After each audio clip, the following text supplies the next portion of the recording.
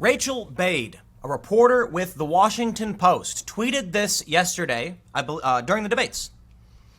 Overheard while watching the debate just now, quote, "I'm not sure I'm a Democrat anymore. Democrat next to me complaining about how far left the party has moved." And it has. And many people feel this way. And Trump's even tweeting the statements of the Democrats embracing open borders or some kind of weird form of it is securing him re-election. Yes, the other day, Joe Biden said we should not focus on deporting undocumented immigrants who have committed no major crimes. This is not like direct open borders, right? Open borders would be like what Europe has in the Schengen zone. Or open borders is like Illinois to Indiana. You just drive back and forth. No one stops you. There's nothing. That's a complete open border. But what we're talking about right now is a Democratic Party that says not only do they not want to deport illegal immigrants, they also want to provide them with health care. That doesn't make sense. If you're not going to deport people and you're offering them health care, well, they'll just come here and get free health care.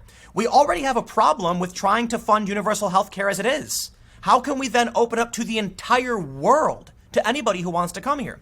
And naturally then, you will see people saying, quote, "I'm not sure I'm a Democrat anymore." And we've got data to back this up. Now, I've shown you charts from a while back showing the Democrats have veered far left. Absolutely true. We have new data from a new group published in the New York Times. The first thing I want to do, however, is highlight the statement from Joe Biden. Undocumented immigrant without criminal record should not be focus of deportation. Before we get into all of the news, go to timcast.com/donate if you want to support my work. There is a PayPal option, a crypto option, a physical address. But of course, the best thing you can do is like, comment, or share the video. Recently, I was told YouTube will not be sharing my videos through the suggested feed anymore, through suggestions, so I rely on you to share my content if you think it's worth listening to. It's also available as a podcast on all platforms around every day at 6:30. Let's get back to the story. In the Wall Street Journal, they highlight this specifically. The candidates are now answering the questions of what they would do with those seeking asylum in the U.S., a question that has taken on new urgency this week after a photo emerged of a Salvadoran father and his young daughter who drowned while trying to cross the southern border into the U.S. Kamala Harris says she would take executive action to furnish legal status and a path to citizenship for young immigrants who came to the country illegally as children. We get it. They're called dreamers. However, the focus should be on Joe Biden's statement, which, so I guess they already highlighted it, so they move on to everyone else. Asked whether an undocumented immigrant with no other criminal record should be deported, Joe Biden chose his words carefully. That person should not be the focus of deportation. So let me make one thing clear. He's not saying we shouldn't deport them. He's saying they shouldn't be the focus. So what, after we deport all the criminals, then we'll get to the undocumented immigrants? Listen, I've said it time and time again. I would love to help everybody.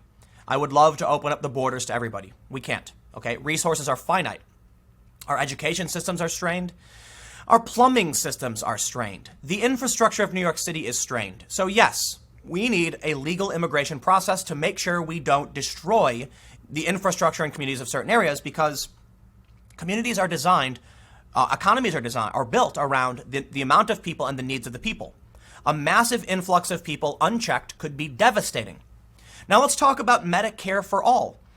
Almost everybody supports it in some form or another. That's the ultimate goal, they say, though some disagree on how you get there.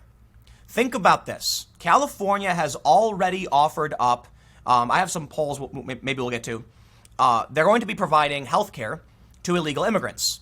How can you, look, we can't afford universal health care in the United States for citizens. How would we expand that to include undocumented immigrants, illegal immigrants? What will end up happening is you'll have people in Mexico saying, just hop the border. It's not a criminal offense to do so, and you get free health care. That is maximizing the incentives for people to come here illegally in the first place. You're not going to stop the problem, and you're not going to prevent people from taking the dangerous journey and losing their lives. You will encourage it. So here's what I want to show you. This is from the New York Times. And once again, another example of the Democrats going off the rails. Okay? I'm probably around here. So for those that are listening on the podcast, we have two lines, a blue line and a red line. We can see that in the year 2000, there was a pretty big divide between Democrats and Republicans. Up till about 2008, they actually moved closer together, with the Democrats shifting to the right quite a bit.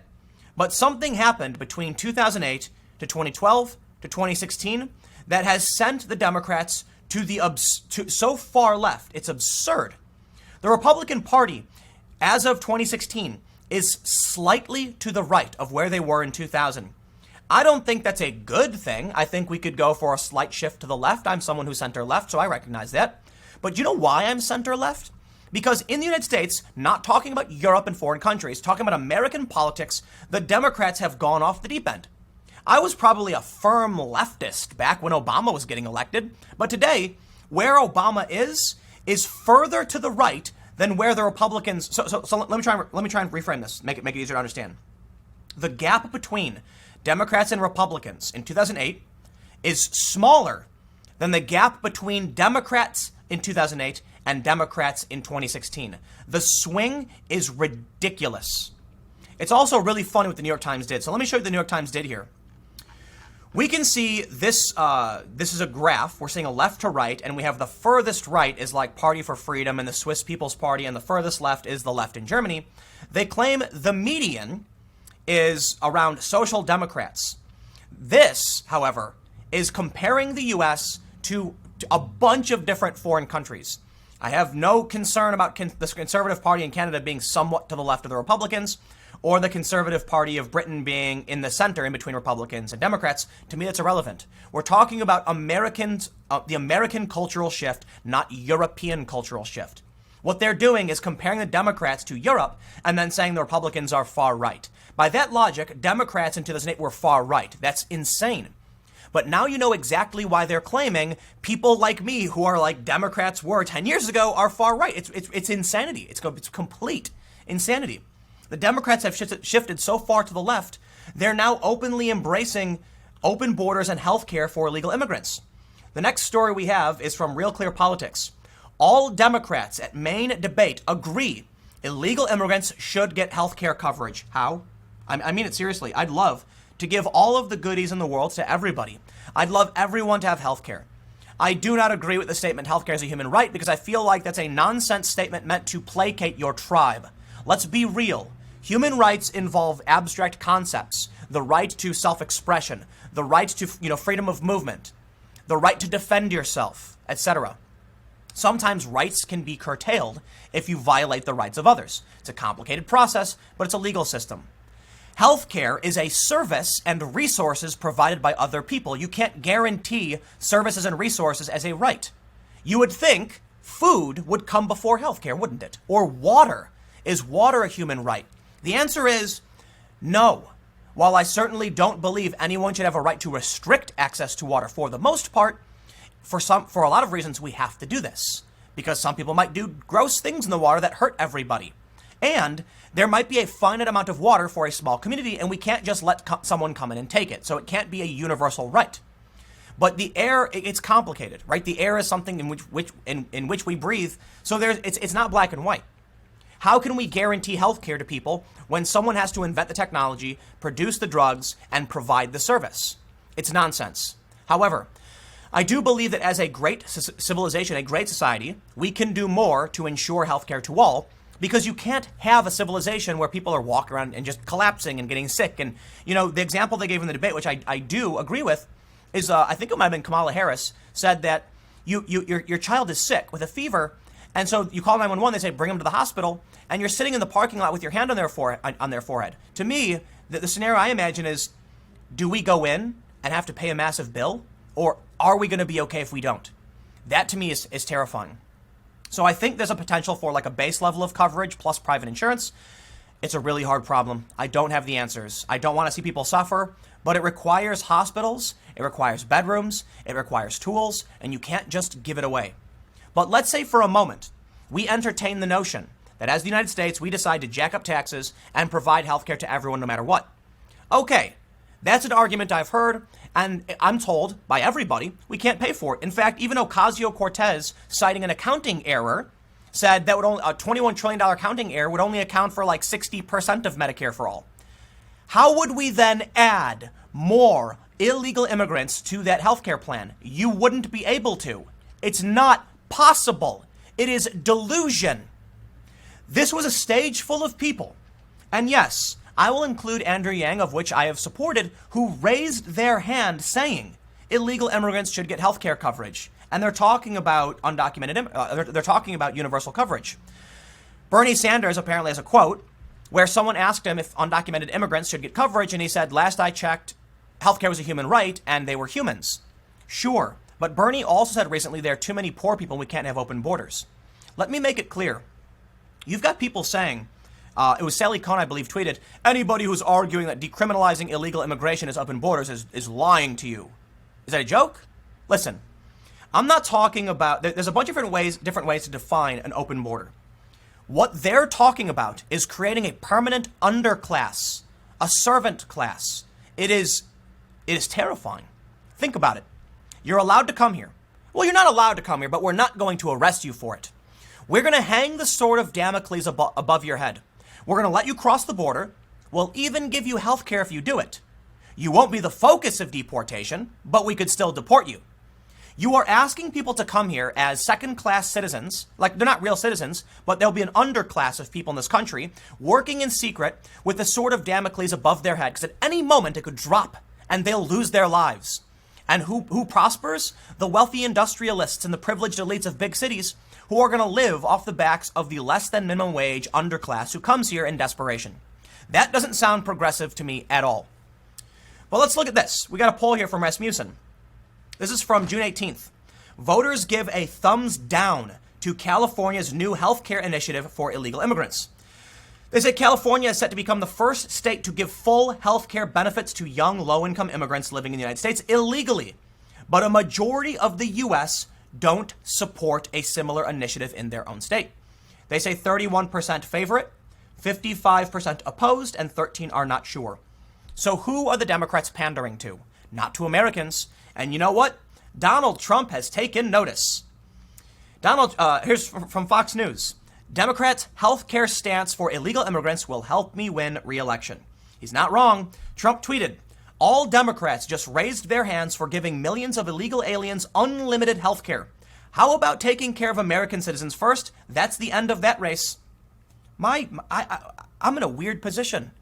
Look at this chart from the New York Times. Yeah, the Democrats have just veered off and they're talking nonsense. The math doesn't add up. Trump's right.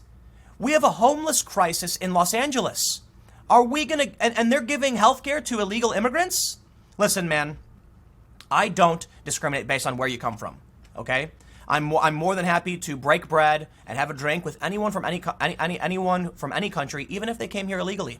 But I'll tell you this, we have finite resources. We are particularly a wealthy nation, but you are asking middle-class Americans to pay more taxes so that healthcare will go to people who are not citizens of this country. That is not a social contract. That is social extraction. That is the extraction of the nation. It was, I believe, Dylan Ratigan who said that the country was being extracted, and I think he was referring to outsourcing. All of these jobs are being shifted overseas, and that's sending American, portions of the American economy to low-wage workers in foreign countries, shifting our money away. You have foreign countries investing in American property, buying up more property than even the citizens. This kind of thing, it happens. But regardless of those arguments, let's put it this way. If 10 people come together and say, we're all going to pitch in $10 for pizza, and then those same 10 people agree, we're also going to give pizza to anybody who just shows up and walks through the door. Do you think you will get your money's worth of pizza? You might as well give the pizza away. I mean, some people might be okay with that, 100%. But some of those 10 people are going to be hungry and wanted pizza, and they pitched in so they would all get pizza. But then you decide anybody can have it. So actually, look at it this way. Let's say you're on a street corner and 10 people order pizzas on the table, and you're eating pizza, and then, 5 of the people are like, we're going to vote to allow anybody who walks up to have pizza. And you're like, hey, wait, I paid for this. Right? It's for us. Or how about you've got friends who don't have any pizza and you're like, I think we should give my roommate food before we give the strangers outside food, right? I think I'm beating a dead horse by talking about the story, so let's move on. Interestingly, Michael Moore then says, the old Dem party is hopefully dead. For the first time in my life, I've watched Democrats fight to be more progressive. I believe that Democrats are too obsessed in dealing with emotional reactions and virtue signaling. They're speaking in Spanish, which for the most part is fine. I know a lot of people were outraged. I take much less of an issue with that than probably the outraged Twitter. It's silly. I get it. They're pandering. That's my criticism of it. I actually have respect for those who would try to speak Spanish in the debate. Again, there are a lot of people in this country who speak Spanish, and more power to you. But the issue I take with it is the pandering, the obvious pandering. Okay, we get it. We get what you're doing. But here's the thing. They're talking about the immigrant children. Who blocked the humanitarian aid package? It wasn't the Republicans, okay? The $4.5 billion that was supposed to go to border funding, it wasn't Republicans blocking it. It was them asking for it. It was the Democrats. And now we have this story. House passes border funding bill after Pelosi reversal outrages progressives. This has been a ridiculously absurd political debate. Trump says there's a problem at the border. Everybody calls him a liar. The media says it's manufactured. CNN says it's manufactured. All of a sudden, people actually start paying attention, and it becomes impossible to ignore. No, it wasn't manufactured. The Democrats obstruct, but finally cave in. Then we get AOC, the far-left Democrats, obstructing. Finally, Nancy Pelosi reverses, and now everyone's on board. Let me ask you this. How did we get to the point where all of the major Democratic contenders are saying they want health care for undocumented immigrants and they want to decriminalize illegal border crossings and don't even want to focus on deporting them, and then just providing $4.6 billion to funding border security because they're lying, because it's just emotional virtue. It's virtue signaling and emotional responses. It's like someone comes to you and says, why should I make you in charge of this office? If you make me in charge, I will give everyone pizza. What about the homeless people outside? I'll give them pizza too. Do you think they really will? No, they won't. They're just saying what they think, they think you want to hear, so they can get elected, because their plans literally make no sense. You know what, man? Here's my problem. I, like many other people, are politically homeless, because I would put myself probably, for those that are listening on the podcast, to the left of Democrats in 2008, young upstart leftist. But now I'm further to the right of the Democratic Party than the Democratic Party was to Republicans. It's a point I've made time and time again, that when I look to my right, I see Republicans who aren't that far away. And when I look to my left, the Democrats are just driving off the cliff as far left as they can go. And that's why it's really funny to see this. The first comment I highlighted while watching the debate, "I'm not sure I'm a Democrat anymore," is the quote. And what's really funny, someone responded, that person was never a Democrat. And someone said, denial worked for Hillary. I'm sure it will work this time too. Yep. The truth is, Americans are absolutely concerned about illegal immigration. It is one of the most pressing problems, according to several polls. I've got a few polls pulled up, so let's, I don't know which order I have them in. So this story shows Americans see illegal immigration, the border wall, and political compromise. So Democrats absolutely think illegal immigration is not a problem. Republicans absolutely do. But as we've seen, Democrats have shifted very far to the left. This story, I'm not going to get into this one. This one talks about, this is a more complicated story from Pew Research that talks about illegal immigration. So I'll just read this one page. I don't want to get into too much of the nitty gritty in the polls. They say, illegal immigration is the highest ranked national problem among GOP voters, but it ranks lowest among the 18 issues for Democratic voters, 75% and 19%. The new national survey by Pew Research Center conducted, what year is this? This is from last October, finds the majorities of GOP voters view several issues as either very big or moderately big problems facing the country.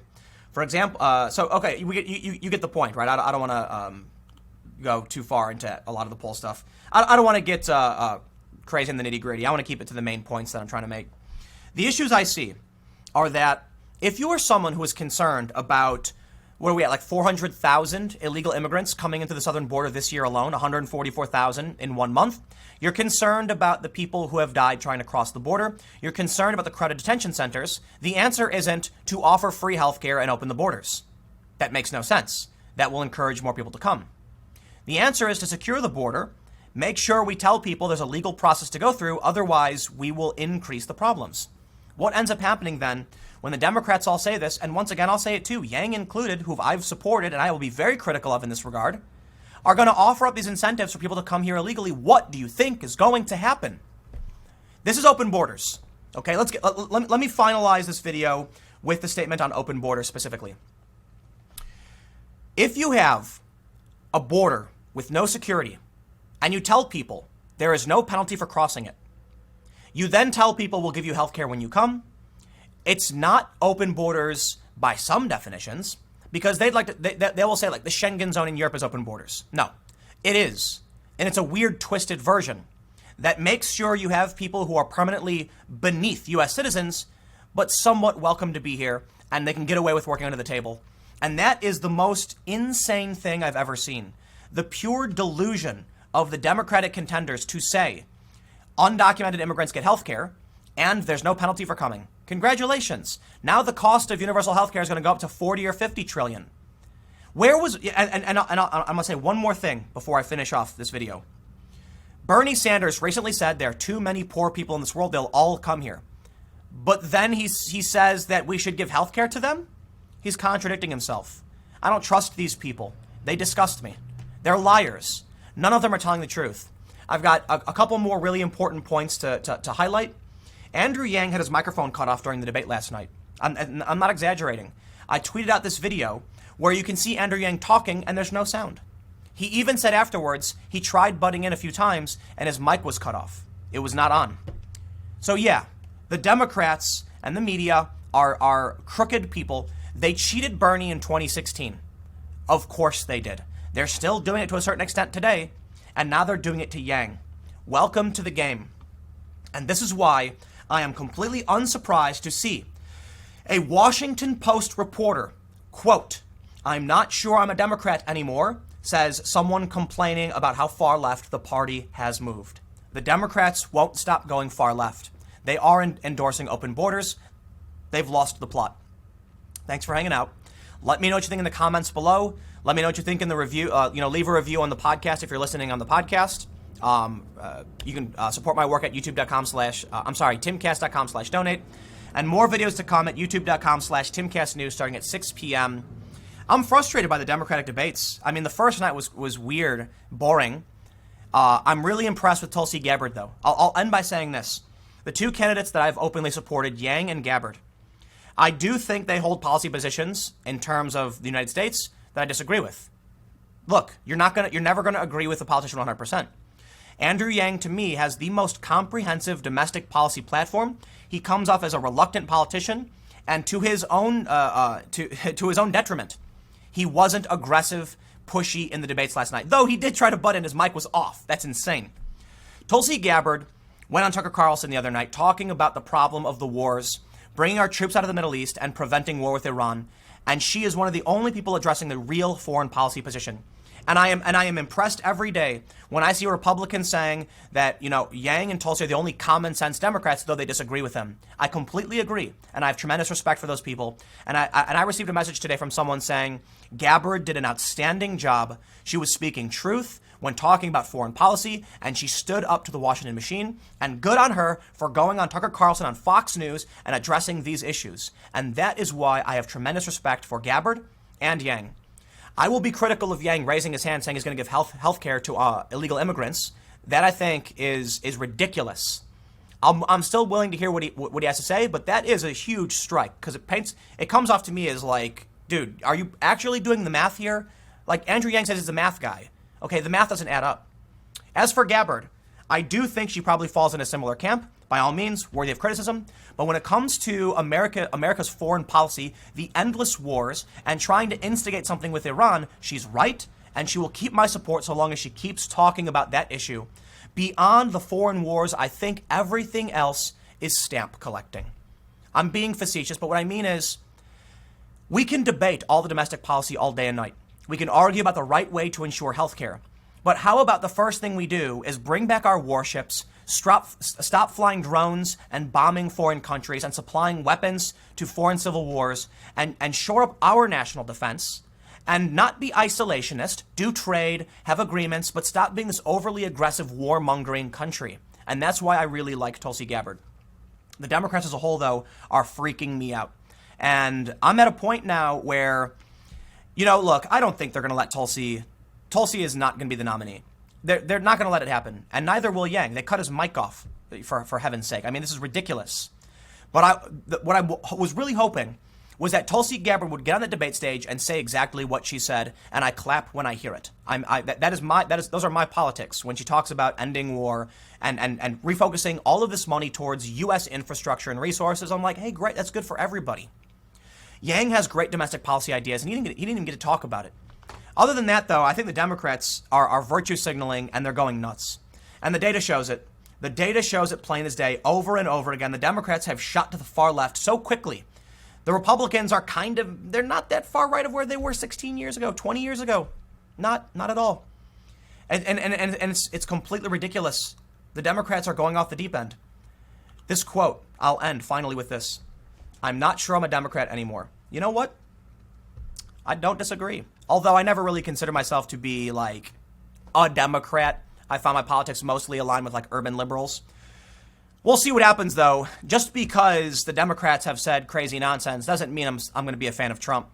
But I got to say, as I've explained time and time again, take an average American and give them two choices. Someone who says undocumented immigrants can just come here freely with no penalty and we'll give them health care, and someone who says maybe we should take care of Americans first. I'll tell you who they're going to vote for every day of the week. Donald Trump.